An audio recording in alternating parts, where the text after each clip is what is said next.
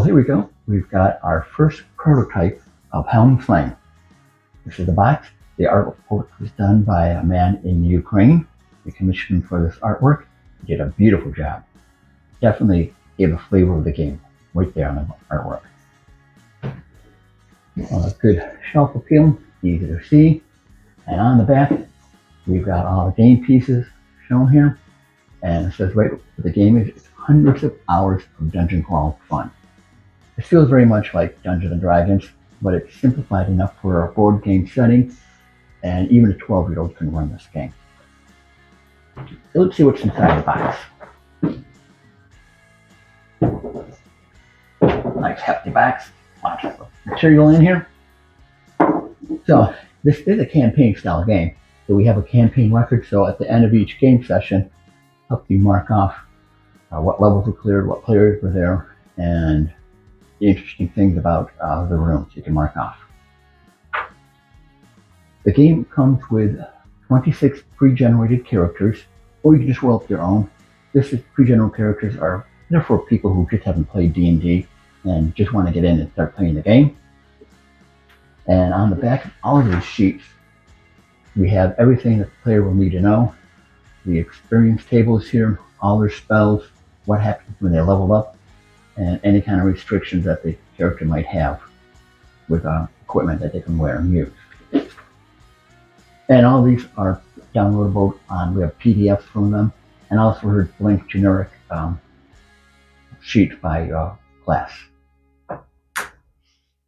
So here we also have a booklet for the equipment for purchase, and all the magic items you can buy, potion scrolls, and we have 4 copies of these. That way when the group has entered the town and leveling up, healing up, and buying equipment, you don't have to share just one sheet. There's 4 of them passed around the table. Now this is for the Game Master. The Game Master's role here is to roll for the monsters, and that's all it takes for him to understand what needs to be done. And all kind of special encounters, all right here in a short little booklet here. Now here we have the player's booklet. For the first half of the player's booklet, we're going to describe how the game is played.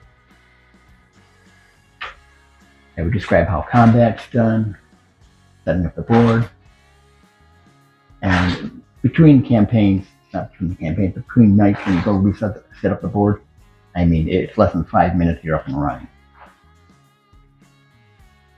So the second half is what can happen when you level up, and also the class progress tables again, with a list of all the spells on the back sheet. Here we go for the encounters. We have a booklet for the Game Master encounters and the monsters and description. So for like the encounters here, everything is going to be tabled by a level, and if you roll up what kind of creature, you're going to be able to see how many there should be per character. Everything kind of balances out this way, so for a strong monster you might only have 1. If it's a weak monster you could have 2 or 3 per player. And in the monster booklets, here we describe all the different kind of monsters you might run into.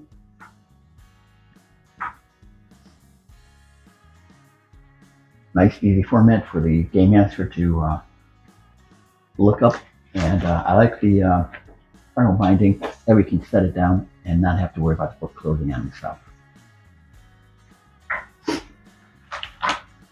All right, now we got ourselves our prototype board. Again, prototype material with the back will be more fancy for the real one. So we have the board layout, the whole dungeon here, all color coded by dungeon levels, with the entrance and exit right in the center. Here we have armor class marking, and I'll explain that in a second. I call it in pieces here.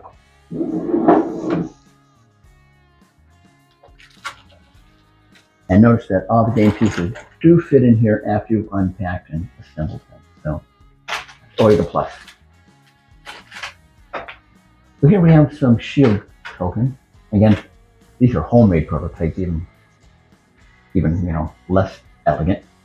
So that's where the game master gets to use these to mark the armor class of the monsters.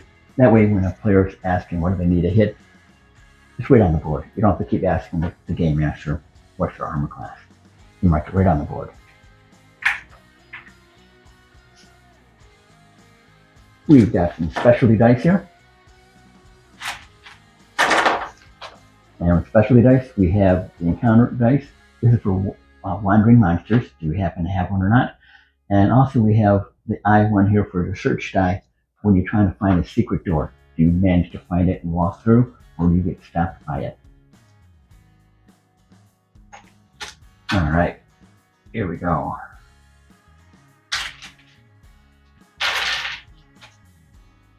Gold tokens that get used when a room gets cleared out. Mark it that it has been cleared out. And also the group token.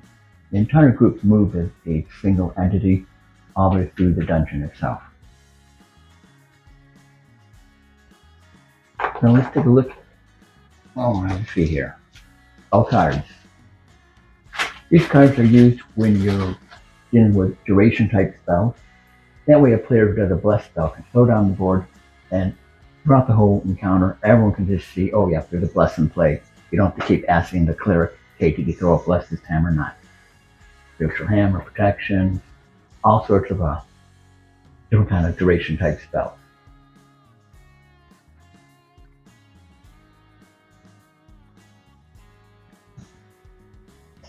And here we have quest cards. Now these cards add a story element to the game, and they're secret, so I don't want to show anybody what they really are.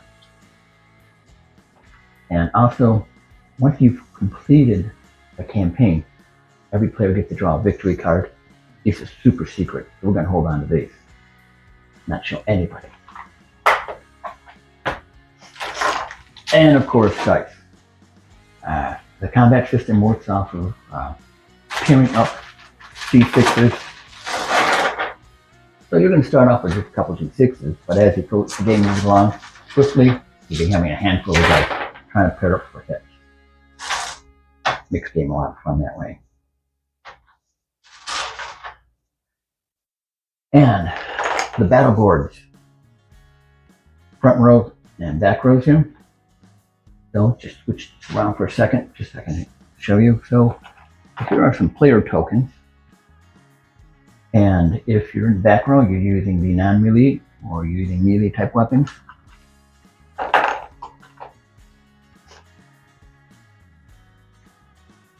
And also for the monsters,